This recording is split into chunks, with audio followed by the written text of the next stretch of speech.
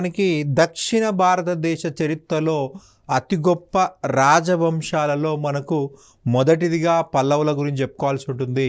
శాతవాహనుల తర్వాత అంత గొప్ప పరిపాలన చేసిన వాళ్ళు పల్లవులు. ఉత్తర భారతదేశానికి గుప్తులు ఎటువంటి సేవ చేశారో దక్షిణ భారతదేశానికి పల్లవులు అటువంటి సేవ చేశారు అని చెప్పింది కేపీ జైస్వాల్. ఉత్తర భారతదేశానికి గుప్తులు ఎటువంటి వారో దక్షిణ భారతదేశానికి పల్లవులు అటువంటి వారు అని కేపీ జైస్వాల్ చెప్పడం జరిగింది. గుంటూరులోని పలనాడు ప్రాంతమును పల్లవ బొగ్గగా మహావంశ పేర్కొంది. గుంటూరులోని పల్నాడు ప్రాంతమును పల్లవ బొగ్గగా మహావంశ పేర్కొంది. అంతేకాక మంచికల్లు, మైదవోలు శాసనాలు పల్లవులు ఈ యొక్క ప్రాంతంలో లభించడం వల్ల పల్లవుల స్వస్థలం ఆంధ్ర ప్రాంతం అని చాలామంది చరిత్రకారులు చెప్పడం జరిగింది. మనకు మంచికల్లు గుంటూరు డిస్ట్రిక్టే, మనకి మైదవోలు గుంటూరు జిల్లానే, సో అందుకే ఆంధ్ర వాళ్ళని చెప్పేసి చెప్పడం జరిగింది. అశోకుడి శాసనాల్లో పేర్కొనబడిన పులిందులే పల్లవులని సత్యనాథ అయ్యర్ పేర్కొన్నాడు. అశోకుడి శాసనంలో పేర్కొనబడ్డ పులిందులే పల్లవులు అంటాడు సత్యనాథ అయ్యర్. పర్షియా నుండి వచ్చిన పార్థియన్లనే పల్లవులని డూబ్రే, విఎస్ స్మిత్ చరిత్రకారులు అభిప్రాయపడ్డారు. పర్షియా నుంచి వచ్చిన పార్థియన్లే పార్థియన్లనే మనం ఏమంటాం, పహలవులు అంటాం. ఆ పహలవులే పల్లవులు అంటారు డూబ్రే, విఎస్ స్మిత్ వంటి చరిత్రకారులు. పల్లవులు బ్రాహ్మణులు భరద్వాజ గోత్రికులని కేపీ జైస్వాల్ చెప్పడం జరిగింది. అయితే వాకాటకులు కూడా బ్రాహ్మణులు, వాకాటకులు కూడా భరద్వాజ గోత్రికులు.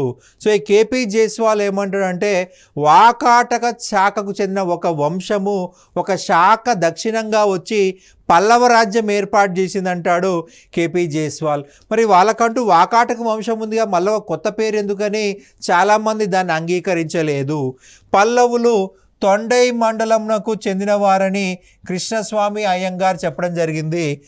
మనకి తమిళ భాషలో పల్లవ అంటే దొంగ,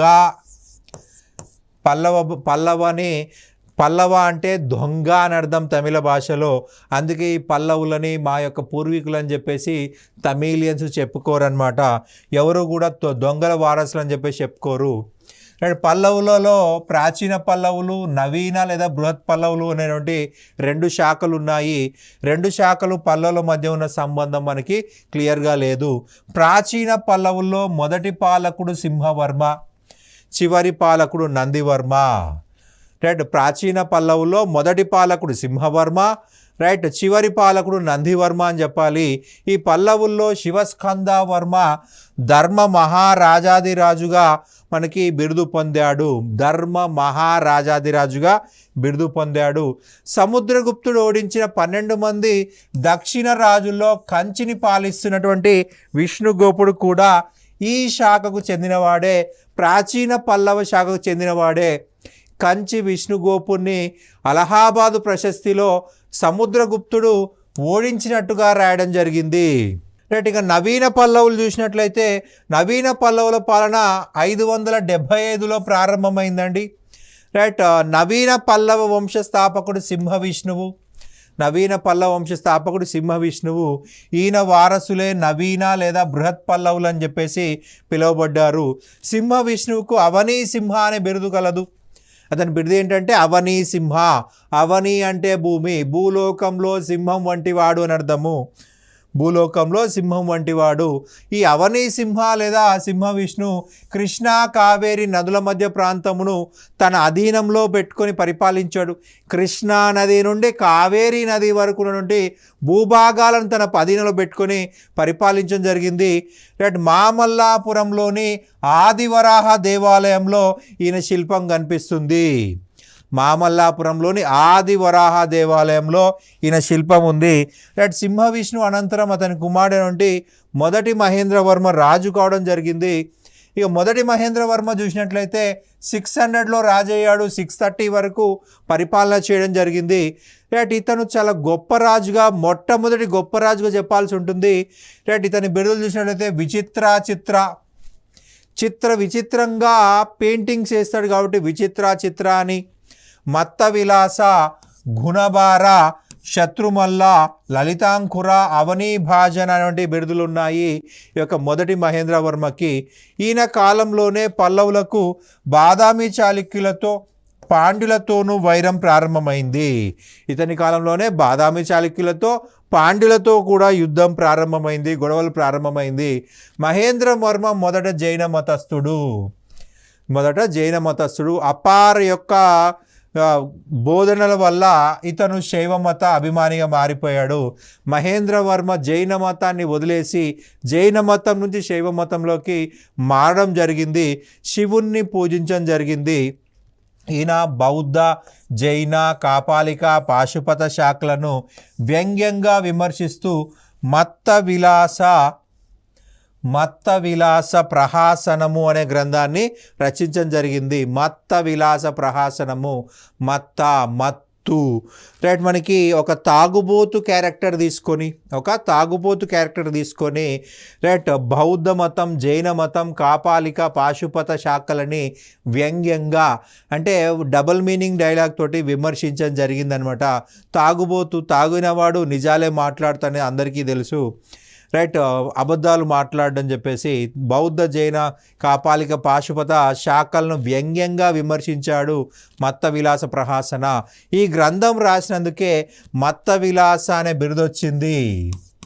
మత్త విలాస అనేటువంటి బిరుదొచ్చింది ఈ యొక్క మొదటి మహేంద్రవర్మకి. రైట్. మరి ఒక గ్రంథం వచ్చేసి భగవద్గీత. రైట్, భగవద్గీత అనే మరి ఒక గ్రంథాన్ని ఈయన రాయడం జరిగింది. రైట్. రుద్రాచార్యుడు అనేటువంటి సంగీతాచార్యుని వద్ద సంగీతం అభ్యసించి వీణను వివిధ రకాలుగా ఎలా వాయించవచ్చో పరివాదిని అనే గ్రంథం రాశాడు. రుద్రాచార్యుడు అనేటువంటి సంగీతాచార్యుని వద్ద రైట్ సంగీతం నేర్చుకున్నాడు, వీణ నేర్చుకున్నాడు. వీణ ఎలా వాయించాలో మనకి పరివాదిని అనే గ్రంథంలో రాయడం జరిగింది. అలాగే వివిధ రకాలుగా వీణని ఎలా సాధన చేయాలో అని చెప్పేసి కుడిమి యామలైలో శిల్పాలుగా చెక్కించడం జరిగింది. కుడిమి యామలై ఇక్కడ శాసనం కూడా ఇవ్వడం జరిగింది. వీణని ఎన్ని రకాలుగా ప్లే చేయొచ్చో రైట్ వీణని గురించి శాసనాన్ని వేశాడు. సితనవాసల్లోని చిత్రాలు ఇతని కాలానికి చెందినవే. అందులో ముఖ్యమైనవి పద్మ సరోవరం స్వయంగా చిత్రించాడు అని కొంతమంది చరిత్రకారులు మొదటి మహేంద్రవర్మకి ఆపాదించడం జరిగింది. రైట్. ఈయన చిత్రలేఖనం సంబంధించి దక్షిణ చిత్ర అనే గ్రంథాన్ని రచించాడు. రైట్. మొదటి మహేంద్రవర్మ దేవాలయాల శైలి చూసినట్లయితే కొండలను తొలపించి ఆలయాలు నిర్మించడం కొత్త పద్ధతి ప్రవేశపెట్టాడు. సో మనం దీన్ని ఏమనొచ్చు అంటే గుహాలయాలు అని చెప్పొచ్చు. రైట్, గుహాలయాలు. రైట్, కొండని కట్ చేస్తే దాన్ని గుహాలయం అంటాము. కొండని కట్ చేస్తే గుహ, అందులో దేవాలయం కాబట్టి గుహాలయం. రైట్, గుహలో ఉన్న ఆలయం గుహాలయము. రైట్, కొండను కట్ చేపిస్తున్నాడు, జస్ట్ పైన కట్ చేస్తున్నాడు అంతే, బేస్మెంట్ అలాగే ఉంటుంది, అందుకే గుహ అంటున్నాము.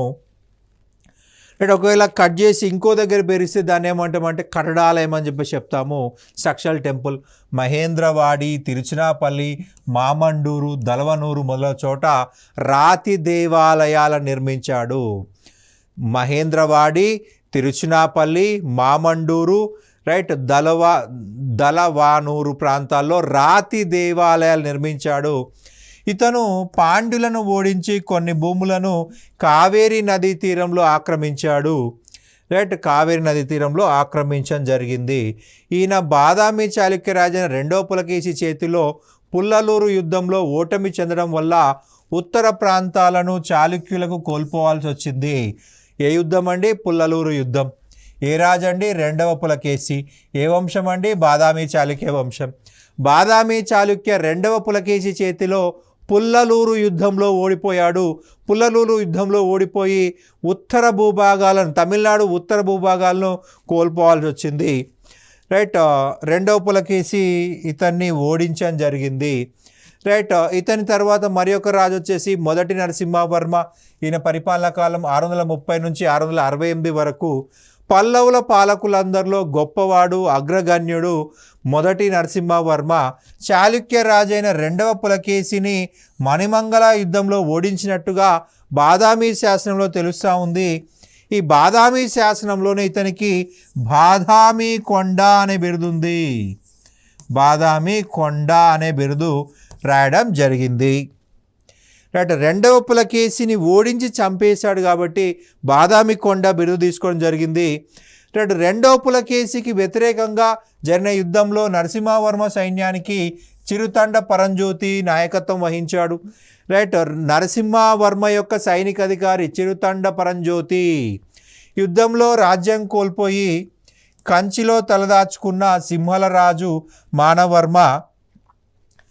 రైట్, ఈ యుద్ధంలో రాజ్యం కోల్పోయి కంచిలో తలదాచుకున్నటువంటి సింహల రాజు మానవర్మ నరసింహవర్మకు సహాయం చేశాడు. మనకి సింహల శ్రీలంక రాజు మానవర్మ శ్రీలంకను కోల్పోయి ఈయన కంచికి వచ్చాడండి.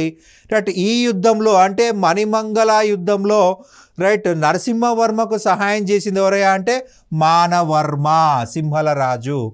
రైట్, రెండవ పులకేశిని ఓడించడంలో సహాయం చేసిన వ్యక్తి మానవర్మ. ఈయన శ్రీలంక యొక్క రాజు, శ్రీలంకను ఓడిపోయి కంచిలో సెటిల్ అయ్యాడు. నరసింహవర్మకు సహాయంగా మణిమంగళ యుద్ధంలో పార్టిసిపేట్ చేశాడు. రైట్, దానికి ప్రతిగా నరసింహవర్మ సింహలంపై దాడి చేసి, సింహలము అంటే శ్రీలంక అండి, రైట్, దండయాత్ర చేసి మానవర్మను రాజుగా మరలా నియమించాడు. శ్రీలంక రాజు నొడించి మళ్ళా మానవర్మని రాజుగా చేశాడు. నరసింహవర్మ చాళుక్యుల రాజధాని ఆక్రమించి వాతాపి కొండ లేదా బాదామి కొండ బిరుదు స్వీకరించాడు. రైట్, మొదటి నరసింహవర్మ పాండ్యా చోళ కలబ్రులని ఓడించడం జరిగింది. పాండ్యా చోళ కలబ్రులని ఓడించడం జరిగింది. హుయాన్సాంగ్ నరసింహవర్మ కాలంలో పల్లవ రాజ్యంను సందర్శించాడు, కంచిని సందర్శించాడు. రైట్, హుయాన్సాంగ్ కంచికి ఎందుకు వచ్చాడయా అంటే రైట్ మనకి నలంద విశ్వవిద్యాలయంలో హుయాన్సాంగ్ చదువుకున్నాడు. ధర్మపాల వచ్చేసి హుయాన్సాంగ్ యొక్క గురువు. రైట్, హుయాన్సాంగ్ యొక్క గురువు ధర్మపాల. ఆ ధర్మపాల అనే వ్యక్తి కంచి ప్రాంతానికి చెందినవాడు. తన గురువు అయినటువంటి ధర్మపాలుడి యొక్క జన్మస్థలం చూడడం కోసం కంచిని సందర్శించాడు హుయాన్సాంగ్. బౌద్ధంలో స్థావిర శాఖ, జైనుల్లో దిగంబర శాఖ కంచిలో అభివృద్ధిలో ఉన్నట్లు తెలపడం జరిగింది. కంచిలో స్థావిరవాద శాఖ ఉంది, అలాగే జైనుల్లో దిగంబర శాఖ కూడా ఉంది అని చెప్పేసి అంటున్నాడు. రైట్, మనకి మల్లా అనేది మొదటి నరసింహవర్మ యొక్క బిరుదు. మామల్ల అనేది మొదటి నరసింహవర్మ యొక్క బిరుదు. మామల్ల లేదా మహామల్లా, మహామల్ల అన్న మామల్ల అన్న ఒకడే. రైట్, మొదటి నరసింహవర్మ తన పేరు మీద మామల్లాపురం అనే నగరాన్ని నిర్మించాడు. తన బిరుదైనటువంటి మామల్లా పేరు మీద మహామల్లా, మహాబల అని అర్థము. మల్లా అంటే బల అని అర్థము. మహామల్లాపురం దాన్నే మహాబలిపురం అని చెప్పేసి చెప్తున్నాము. మహాబలిపురంలో 7 అద్భుతమైన పగోడాలు కట్టించాడు. పగోడాలు అంటే రాతి రథాలు. 7 అద్భుతమైన పగోడాలు. పగోడాలు అంటే రాతి రథాలు. రైట్, పగోడా అంటే రథాలు అన్నమాట. మహాబలిపురంలో ఇతడు వరాహ దుర్గ శిల్పాలు చెక్కించాడు. మనకి ఈ యొక్క ముండారి భాషలో పగోడా అంటే దేవాలయం అని అర్థము. రైట్, మహాబలిపురంలో వరాహ దుర్గా శిల్పాలు చెక్కించాడు. రైట్, మొదటి నరసింహవర్మ కాలంలో ఉన్న ప్రధానమైన కవి భారవి. రైట్, ఈ భారవిని పోషించాడు. ఇతని ఆస్థానంలో భారవి ఉన్నాడు. భారవి రాసిన గ్రంథం కిరాతార్జునీయం. కిరాతకుడు అర్జునుడికి మధ్య జరిగిన యుద్ధమే కిరాతార్జునీయము. రైట్, మహాభారత యుద్ధము అయిపోయిన తర్వాత అర్జునుడికి గర్వం వస్తుంది. ఒంటి చేత్తో నేను మహాభారత యుద్ధాన్ని పూర్తి చేశాను అనే అహంకారం వస్తుంది. ఆ అహంకారాన్ని అణిచివేయడం కోసము శివుడే కిరాతకుడి రూపంలో వచ్చి యుద్ధంలో ఓడిస్తాడు. ఆ స్టోరీయే కిరాతార్జునీయము. భారవి సంస్కృతంలో రాశాడు ఈ గ్రంథమును. భారవి సంస్కృతంలో ఈ గ్రంథమును రాయడం జరిగింది. కిరాతార్జున గ్రంథాన్ని రాశాడు. నరసింహవర్మ అనంతరం అతని కుమారుడైనటువంటి 2వ మహేంద్రవర్మ పరిపాలించాడు. కానీ ఇతడు 2 సంవత్సరాలు పరిపాలించాడు. 668 నుంచి 670. ఈ మధ్యలో ఈయన పరిపాలన చేశాడు. రైట్. చాళుక్య విక్రమాదిత్యుడి చేతిలో ఓటమి చెందాడు. చాళుక్య విక్రమాదిత్యుడి చేతిలో రెండవ మహేంద్రవర్మ ఓడించబడ్డాడు. రెండవ మహేంద్రవర్మ అనంతరము కుమారుని వంటి మొదటి పరమేశ్వరవర్మ రాజయ్యాడు. మొదటి పరమేశ్వరవర్మ రాజు కావడం జరిగింది. రైట్. మొదట విక్రమాదిత్యుడి చేతిలో ఓడిపోయాడు. కానీ తర్వాత కాలంలో విక్రమాదిత్యుడిని ఓడించేసి రైట్ వేంగి ఈ యొక్క కంచి ప్రాంతాన్ని తిరిగి ఆక్రమించేసుకున్నాడు. కంచిని తిరిగి ఆక్రమించుకున్నాడు. మొదటి విక్రమాదిత్యుడు 6 సంవత్సరాలు తన అధీనంలో కంచిని పెట్టుకున్నాడని చెప్పుకున్నాం. రైట్. మొదటి పరమేశ్వరవర్మ 6 సంవత్సరాల తర్వాత ఓడించి లాక్కున్నాడు. రైట్. పరమేశ్వరవర్మ ఉగ్రదండ రణ రసిక నగర నాశక అత్యంత ఖాయ చిత్రమాయ శ్రీభర గుణభజన రైట్ రణజయ విద్యా వినీత పల్లవ లోకాదిత్య మొదలగు బిరుదులను ఉపయోగించుకున్నాడు. రైట్. ఈ యొక్క పశ్చిమ చాళుక్యుల్ని ఓడించడం వల్ల ఇంత గొప్ప బిరుదుల్ని ఉపయోగించుకున్నాడు. రైట్. ఇవన్నీ ఇతని యొక్క బిరుదులుగా గుర్తుపెట్టుకోవాల్సి ఉంటుంది. రైట్. రెండవ పరమేశ్వరవర్మ క్రీస్తు శకం 695 నుంచి 722 వరకు పరిపాలించాడు. పరమేశ్వరవర్మ అనంతరం అతని కుమారుడు రెండవ నరసింహవర్మ రాజయ్యాడు. రైట్. ఈ రెండవ నరసింహవర్మనే రాజసింహ అని కూడా పిలుస్తారు. రాజసింహ. ఇతనికి శంకర భక్త ఆగమ ప్రియ అనేటువంటి బిరుదులు కూడా ఉన్నాయి. శంకర భక్త ఆగమ ప్రియ అనే బిరుదులు కూడా ఉన్నాయి. రాజసింహ కాలము చాళుక్య పల్లవ ఘర్షణ లేకుండా శాంతియుతంగా కొనసాగింది. యుద్ధాలు లేవు. రైట్. మనకి ప్రపంచ ప్రసిద్ధి చెందినటువంటి కైలాసనాథ దేవాలయంను కంచిలో కట్టింది రెండవ నరసింహవర్మ అని చెప్పాల్సి ఉంటుంది. రెండవ నరసింహవర్మ బిరుదు రాజసింహ. సో కైలాసనాథ దేవాలయం ఏమని పిలుస్తున్నామయ్యా అంటే రాజసింహేశ్వరాలయంగా పిలుస్తూ ఉన్నాము. రాజసింహేశ్వరాలయంగా పిలుస్తూ ఉన్నాము. రైట్. మామల్లాపురంలో తీర దేవాలయం, త్రిమూర్తి కోయిల్, కంచిలో ఐరావతేశ్వరాలయం, పనామలైలో శివాలయములను నిర్మించడం జరిగింది. రైట్. మామల్లాపురంలో తీర దేవాలయం, త్రిమూర్తి కోయిల్, 3 దేవతలు ఉన్నారు కాబట్టి త్రిమూర్తి కోయిల్ అని చెప్పేసి. కంచిలో ఐరావతేశ్వరాలయం అంటే శివ దేవాలయమే. రైట్. పనామలైలో శివాలయాన్ని నిర్మించాడు. మనకి యునెస్కో కైలాసనాథ దేవాలయాన్ని ప్రపంచ వారసత్వ సంపదగా గుర్తించడం జరిగింది. మనకి ఈ కైలాసనాథ దేవాలయాన్ని బేస్ చేసుకొని విరూపాక్ష ఆలయం అనేది రైట్ పటడకల్లో లోక మహాదేవి కట్టింది అని చెప్పుకున్నాము. రైట్. దాన్ని కూడా యునెస్కో ప్రపంచ వారసత్వ సంపదగా గుర్తించింది. చాలా చక్కగా నిర్మించబడిందని చెప్పాల్సి ఉంటుంది. రైట్. ప్రఖ్యాత సంస్కృత పండితుడు దండి ఇతని ఆస్థానంలో ఉన్నాడు. రైట్. దండి రాసిన గ్రంథము దశకుమార చరిత్ర. మనకి దశకుమార చరిత్రని కేతన తెలుగులోకి అనువదించాడు. దండి సంస్కృతంలో రాసిన గ్రంథము దశకుమార చరిత్ర. ఏ భాష అండి? సంస్కృత భాష. మనకి ఎగ్జామ్లో ఒక్కొక్కసారి మనల్ని కన్ఫ్యూజ్ చేయడం కోసము ఏ భాష అని చెప్పేసి అని అడుగుతాడు. సో మనం ఇక్కడ ఓన్లీ జస్ట్ దండి యొక్క గ్రంథం రాసుకొని చదువుకున్నాం అనుకోండి, ఎగ్జామ్లో ఏ భాష అని అనుకోండి మనం మార్కులు పోతాయి. సో ఎగ్జామ్ ఎలా అడగచ్చో ముందే మనం ఊహించుకొని చదువుకోవాల్సి ఉంటుంది. సంస్కృత భాషలో రాశాడు. సంస్కృత భాషలో రాసిన దశకుమార చరిత్రని తెలుగులోకి రాసింది కేతన. ఇతను తిక్కన యొక్క శిష్యుడు కేతన దశకుమార చరిత్రను తెలుగులోకి అనువదించడం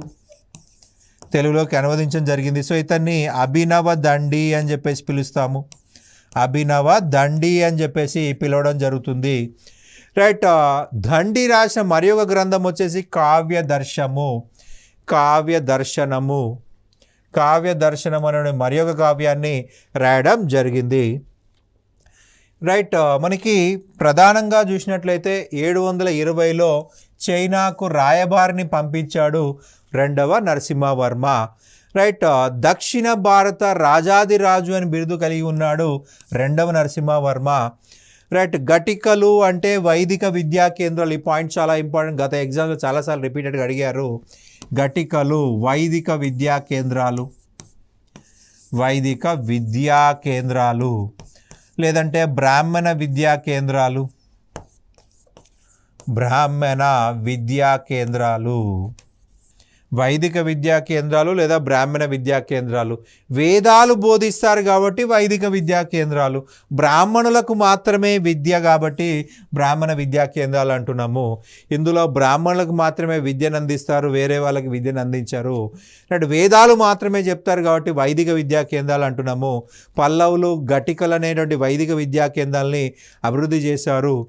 రైట్. ఘటికలు అనేటువంటి సంస్కృత విద్యా కేంద్రాలను పునరుద్ధరించాడు. రైట్. మనకి ప్రధానంగా చూసినట్లయితే మనకు ద్రవిడ శిల్పకళా శైలికి పునాది వేసిన వ్యక్తి రైట్ రెండవ నరసింహవర్మ అని చెప్పాలి. సో రెండవ నరసింహవర్మ శైలి లేదా ద్రవిడ శైలి అని చెప్పేసి కూడా చెప్పుకోవచ్చు. రెండవ నరసింహవర్మ తర్వాత అతని కుమారుడు రెండవ పరమేశ్వరవర్మ రాజయ్యాడు. రైట్. ఈ రెండవ పరమేశ్వరవర్మ కాలంలో రాజధాని కంచిని చాళుక్యులకు కోల్పోవాల్సి వచ్చింది. రైట్. కంచిని తిరిగి పొందుటకు భారీ మూల్యం చెల్లించడం జరిగింది. రెండవ పరమేశ్వరవర్మ విలాండే యుద్ధంలో మరణించాడు. రైట్. గాంగులు, పశ్చిమ గాంగులు, ఈ పశ్చిమ గాంగులు చేసిన దాడిలో విలాండే అనే ప్రాంతంలో మరణించడం జరిగింది. రైట్. వారసులు లేకుండా మరణించడంతో పల్లవ రాజ్యంలో అలజడి చెలరేగిందండి. ఇటువంటి పరిస్థితుల్లో ప్రజలు, రాజప్రముఖులు పల్లవ వంశానికి చెందిన రెండవ నందివర్మని రాజుగా ఎన్నుకున్నారు. రెండవ నందివర్మని రాజుగా ఎంపిక చేసుకొని జరిగింది. రైట్. రెండవ నందివర్మ అనేక దండయాత్రలు ఎదుర్కొన్నాడండి. 65 సంవత్సరాలు సుదీర్ఘ పాలన చేయడం జరిగింది. రైట్. 65 సంవత్సరాలు పరిపాలించాడు. రెండవ నందివర్మ చిత్రమాయ, పాండ్య, చేర, సబల సహాయంతో రైట్ ఎదిరించడం జరిగింది. అయితే ఉదయచంద్ర అనే సైన్యాధిపతి వలన ఓడించాడు. రైట్. ఉదయచంద్ర అనే సైన్యాధిపతి వలన చిత్రమాయ, పాండ్య, చేర సభలను ఓడించాడనమాట. రైట్. క్రీస్తు శకం 733లో రెండవ విక్రమాదిత్యుడనే చాళుక్యరాజు కంచిపై దండయాత్ర చేసి కంచిని దోచుకున్నాడు. కానీ రైట్ కంచిలోని కైలాసనాథ దేవాలయానికి, బ్రాహ్మణులకి అనేక దాన ధర్మాలు చేశాడు. యువరాజు అయినటువంటి రెండవ కీర్తివర్మ ఇతన్ని ఓడించాడు. నందివర్మని ఓడించడం జరిగింది. రైట్. నందివర్మ తర్వాత మనకి ఇక్కడ క్రీస్తు శకం 750లో రాష్ట్రకూట దంతిదుర్గుడు రెండవ నందివర్మను ఓడించి అతని కూతురైన రేవాదేవినిచ్చి పెళ్లి చేశాడు. రైట్. ఇతని కూతురు వచ్చేసి రేవాదేవి. ఆ రేవాదేవినిచ్చి పెళ్లి చేశాడు రైట్ దంతిదుర్గుడు. నందివర్మ వైష్ణవ భక్తుడండి. రైట్. విష్ణువు కోసం వైకుంఠ పెరుమాళ్ దేవాలయాన్ని కంచిలో నిర్మించడం జరిగింది. రైట్. కంచిలో వైకుంఠ పెరుమాళ్ దేవాలయం నిర్మించింది రెండవ నందివర్మ. రైట్. తిరుమంగై ఆల్వార్ ప్రఖ్యాత వైష్ణవ భక్తుడు. రైట్. తిరుమంగై ఆల్వార్ నందివర్మకి సమకాలీనుడు, రెండవ నందివర్మకి సమకాలీనుడు. రైట్. నందివర్మ అనంతరం దంతివర్మ పాలకుడయ్యాడు. రైట్. ఈ దంతివర్మ రెండవ గోవిందుడు ఓడించాడు. రాష్ట్రకూట రెండవ గోవిందుడు దంతివర్మను ఓడించాడు. దంతివర్మ తర్వాత మూడవ నందివర్మ రాజయ్యాడు. మూడవ నందివర్మ కాలంలో పెరుందేవార్ మహాభారతంను తమిళంలోకి అనువదించాడు. ఈ పాయింట్ మనకు చాలా చాలా ఇంపార్టెంట్ ఎగ్జామ్ పాయింట్ ఆఫ్ వ్యూలో. తమిళ భాషలోకి మహాభారతము లేదా భారతాన్ని అనువదించింది ఎవరు అంటారు? పెరుందేవార్. ఎవరి కాలంలో? మూడవ నందివర్మ కాలంలో అనేది గుర్తుపెట్టుకోవాల్సి ఉంటుంది. రైట్. మూడవ నందివర్మ అనంతరము అతని కుమారుడు నృపతుంగవర్మ పాలకుడైనాడు. రైట్. తన తండ్రి ఓటమికి ప్రతిగా పాండ్యరాజు శ్రీమారను ఓడించాడు. రైట్. ఈ యొక్క శ్రీమారని ఓడించడం జరిగింది. నృపతుంగవర్మ యొక్క సవతి సోదరుడు అపరాజితావర్మ. ఈ అపరాజితావర్మ అనేవాడు ఆదిత్య చోళ సహాయంతో నృపతుంగవర్మను చంపేయించి అపరాజితవర్మ రాజు అయిపోయాడు. రైట్. అపరాజితవర్మ వచ్చేసి నృపతుంగవర్మ యొక్క సవతి సోదరుడు, దాయాది అని చెప్పుకోవాల్సి ఉంటుంది. రైట్ ఆదిత్య చోళుడి సహాయంతో రైట్ నృపతుంగవర్మను చంపేయించి రైట్ చోళ రాజ్యానికి రాజయ్యాడు. క్రీస్తు శకం 880లో చోళుల సహాయంతో పాండ్యులను శ్రీపురంబియం యుద్ధంలో ఓడించడం జరిగింది. 885లో ఆదిత్య చోళుడు అపరాజిత వర్మను సంహరించి రాజ్యమును ఆక్రమించడంతో చోళుల పాలన ప్రారంభమైంది. ఇక పల్లవుల యొక్క ముఖ్యమైన అంశాలు చూసినట్లయితే పల్లవులు సాంప్రదాయ రాజరికాన్నే పాటించడం జరిగింది. పల్లవులు వైదిక మత అభిమానులు. రైట్ వీళ్ళ అధికార భాష సంస్కృతము. రైట్ పల్లవుల రాజలాంఛనము వృషభము. రైట్ రాజధ్వజము కటాంగము. రైట్ మనకి వీళ్ళ పరిపాలన చూసినట్లయితే రాజ్యాన్ని రాష్ట్రాలుగా, కొట్టాలుగా, గ్రామాలుగా విభజించారు. వ్యాపతుడు అనేవాడు రాష్ట్ర పాలకుడు, రాష్ట్రాన్ని పరిపాలించేది వ్యాపతుడు. రైట్ భూమి శిస్తు ప్రధాన ఆదాయం అని చెప్పాల్సి ఉంటుంది. మనకి గుర్తుపెట్టుకోండి, భారతదేశ చరిత్రలో మౌర్యుల దగ్గర నుంచి మొఘల్స్ వరకు ప్రతి ఒక్క రాజవంశానికి ప్రధాన ఆదాయ వనరు అంటే భూమి శిస్తే. పల్లవుల కాలంలో 1/6 నుండి 1/10 వంతు వరకు వసూలు చేసేవారు. మనకి ఈ పర్సంటేజ్ అనేది రాజ్యానికి మారుతూ ఉంటుంది, అంతేగాని రైట్ ప్రధాన ఆదాయ వనరు మాత్రం భూమి శిస్తే అని గుర్తుపెట్టుకోవాలి. రైట్ చైనా, ఆగ్నేయ ఆసియా దేశాలతో వర్తక సంబంధాలు కలిగి ఉన్నారు. మామల్లాపురం, నాగపట్నం ప్రధానమైన ఓడరేవులు. రైట్ కంచి గొప్ప విద్యా కేంద్రంగా అభివృద్ధి చెందిందండి. పల్లవులు సంస్కృత విద్యా కేంద్రాలనేటువంటి ఘటికలను పిలిచేవాళ్ళు. తమిళ భాష కూడా అభివృద్ధి చెందింది. తేవారం, తిరువాచకం, నలజీరా, దివ్య ప్రబంధం మొదలగు తమిళ రచనలు చేయబడ్డాయి. రైట్ 1000 భక్తి గీతాలు కలిగిన తేవారం నయనార్లకు, 4000 భక్తి గీతాలు కలిగిన నలజీరా దివ్య ప్రబంధం ఆల్వార్లకు సంబంధించింది. నయనార్లు 63 మంది శివభక్తులు, 12 మంది ఆల్వార్లు విష్ణు భక్తులు. 12 మంది ఆల్వార్లు విష్ణు భక్తులు, 63 మంది నయనార్లు శివభక్తులు. శైవ భక్తిని ప్రచారం చేశారు. శ్రీకాళహస్తిలో ఒకే దగ్గర 63 మంది నయనార్ల విగ్రహాలు కనిపిస్తాయి. శైవ వైష్ణవ శాఖలు బాగా అభివృద్ధి చెందాయి. అపార్, సంబందార్, సుందరమూర్తి, మాణిక్య వాచకర్ మొదలైన వాళ్ళు నయనారులు. రైట్ అపార్ అనేవాడు అత్యంత గొప్ప వ్యక్తి మిగతా 63 మందిలో. రైట్ తిరుమంగై, ఆల్వార్లు పల్లవుల కాలం చెందినటువంటి ముఖ్యమైనటువంటి ఆల్వార్లుగా చెప్పాలి. పల్లవుల కాలంలో నానాదేశీ, మణిగ్రామ అనేటువంటి వర్తక సంఘాలు ఉన్నాయి. పల్లవుల కాలంలో 18 రకాల పన్నులు ఉండేవి. వీటిని అష్టాదశ పరిహార అన్నారు. 8 దశ 10 18 16 పరిహారములు ఉన్నాయి.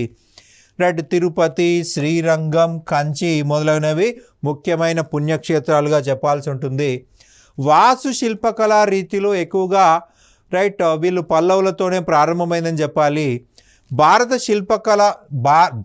దక్షిణ భారత శిల్ప చరిత్ర పల్లవులతోనే ప్రారంభమని విఎస్ స్మిత్ అభిప్రాయపడ్డాడు. దక్షిణ భారతదేశంలో శిల్పాల నిర్మాణం అనేది పల్లవులతో స్టార్ట్ అయిందని విఎస్ స్మిత్ చెప్పడం జరిగింది. శాతవాహనులు, ఇక్ష్వాకుల శిల్పకళే పల్లవుల కాలంలో ద్రవిడ శిల్పకళగా పరిణామం చెందిందని పెర్సీ బ్రౌన్ అభిప్రాయపడ్డాడు. మనకి శిల్పకళ గురించి ఎవరైనా స్టేట్మెంట్ చూసినట్లయితే ఖచ్చితంగా అది ఫస్ట్ ఆన్సర్ది లేకపోతే పెర్సీ బ్రౌన్ పెట్టాలి. అత్యధికముగా శిల్పకళ పైన పరిశోధన చేసిన వ్యక్తి పెర్సీ బ్రౌన్. ఇక పల్లవుల శిల్పకళని 4 దశలుగా విభజించవచ్చు. మహేంద్రవర్మ శైలి, మామల్లా శైలి, రాజసింహ శైలి, నందివర్మ శైలి. సో మనకి మహేంద్రవర్మ ఏం చేశాడంటే కొండలని కట్ చేయించాడు, గుహాలయాలు నిర్మించాడు. ఇసుక, మట్టి, కలపని లేకుండా రైట్ కొండని కట్ చేసి రాతి స్తంభాలను నిర్మించాడు. స్తంభ మండపాలు, పరిమిత శిల్ప అలంకరణ మనకి కనిపిస్తాయి. రైట్ మామల్లా శైలిలో గుహాలయాలతో పాటు ఏకశిలా నిర్మాణాలు ఉన్నాయి. మహాబలిపురంలో పంచపాండవ రథాలు, రైట్ 10 మండపాలు మామల్లా శైలికి ముఖ్యమైనవి. రైట్ ధర్మరాజు రథం చాలా పెద్దది. అర్జునుడిది చాలా ఎక్కువగా అలంకరించబడినది. ఎగ్జాంపుల్ కింద చెప్పుకోవాలి. రైట్. ఇటుకలు రాయిని కలిపి నిర్మాణాలు చేయటం రాజసింహ శైలిలో. దానిని రెండవ నరసింహవర్మ లేదా రాజసింహ ప్రారంభించాడు. మనకి అంతరాలయం, గర్భగుడి, అసంఖ్యాక శిల్పాలు, వివిధ అంతస్తులు కలిగి ఉండటం ఇతర లక్షణాలు అన్నమాట. అంతరాలం ఉంటుంది, గర్భగుడి ఉంటుంది, అసంఖ్యాక శిల్పాలు ఉంటాయి, వివిధ అంతస్తులుగా ఉంటాయి. రైట్. ఇక చివరిగా చూసినట్లయితే నందివర్మ శైలి. రైట్. నందివర్మ అపరాజిత వర్మ కాలంలో ఈ కరడాలు వస్తాయి. కంచిలో ముక్తేశ్వరాలయం, మాతంగేశ్వరాలయం, గుడిమల్లంలోని పరశురామేశ్వరాలయం, గుడిమల్లంలోని పరశురామేశ్వరాలయం, తిరుత్తణిలోని విరుత్తనేశ్వరాలయం మొదలైనవి ఈ శైలికి సంబంధించినటువంటి చిత్రాలుగా చెప్పాలి. రైట్. పల్లవుల కాలంలో అనేక అద్భుత శిల్పాలు చెక్కబడ్డాయండి వివిధ దేవతామూర్తులకు సంబంధించి. ఇక్కడ పల్లవ శిల్పాల్లో గంగావతరణ శిల్పం అనేది లేదా అర్జునుని తపస్సు శిల్పం అనేది చాలా అద్భుతమైంది. రైట్. ఇది మహాబలిపురంలో ఉంది. రైట్. చిత్రకళ కూడా పల్లవుల కాలంలో విశేష ఆదరణ కలిగి ఉంది. రైట్. సితనవాసల్, మామండూరు, వైకుంఠ పెరుమాల్, ఆదివరాహ గుహల్లో పల్లవుల యొక్క చిత్రకళ కనిపిస్తుంది. రైట్. ఇక చివరిగా చూసినట్లయితే వాస్తుకళ, వాస్తుశిల్పకళలో నూతన ఒరవడి సృష్టించినటువంటి పల్లవులు దక్షిణ భారతదేశ చరిత్రలో తమకంటూ విశేషమైన స్థానాన్ని సంపాదించుకున్నారు. ఇది మనకు పల్లవులకు సంబంధించి